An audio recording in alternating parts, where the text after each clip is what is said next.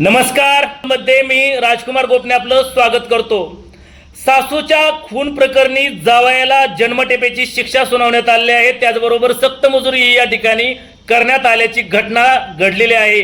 वडूज सत्र न्यायालयाने याबाबतचा नुकताच निकाल दिलेला आहे।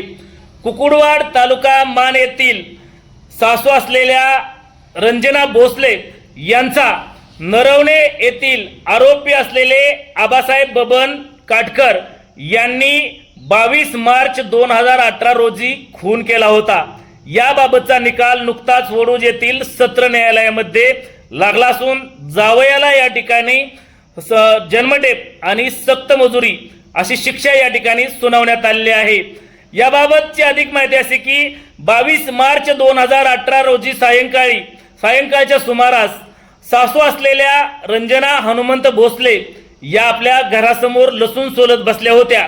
यावेळेस जावई असलेले नरवणे येथील जावई असलेले आबासाहेब बबन काटकर वय 42 हे घरासमोर आल्यानंतर त्यांनी पत्नी वैशालीच्या घटस्फोटाच्या कारणावरून या ठिकाणी घटस्फोट देण्याच्या कारणावरून शिवीगाळ करण्यास सुरुवात केली।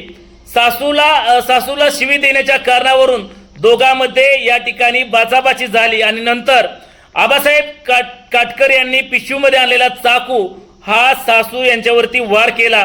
त्यामध्ये सासू गंभीर जखमी झाल्या आणि त्यामध्ये त्यांचा मृत्यू झाला।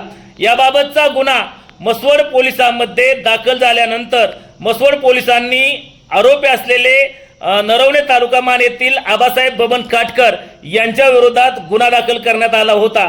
याबाबत वडूज सत्र न्यायालयामध्ये गेल्या अनेक दिवसांपासून याबाबतची तारखा सुरू होत्या आणि याचा नुकताच निकाल लागला आहे। यामध्ये आरोपी आबासाहेब बबन काटकर यांना दोषी ठरवून सत्र न्यायालयाने आबासाहेब काटकर यांना जन्मठेप तसेच सक्त मजुरी अशी शिक्षा या ठिकाणी सुनावण्यात आलेली आहे।